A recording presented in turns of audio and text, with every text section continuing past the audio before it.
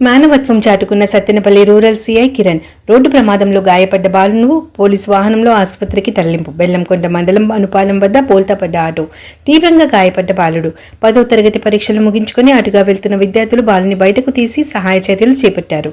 ఈ కార్యక్రమంలో అటుగా వస్తున్న సత్తెనపల్లి రూరల్ సీఐ కిరణ్ హుటాహుటిన సంఘటనా ప్రాంతానికి వచ్చి చెల్లించిపోయారు. పోలీసు వాహనంలో సత్తెనపల్లి ప్రభుత్వ ఆసుపత్రికి తరలించి బాలుడి బంధువులకు సమాచారం అందించిన సత్తెనపల్లి రూరల్ సీఐ కిరణ్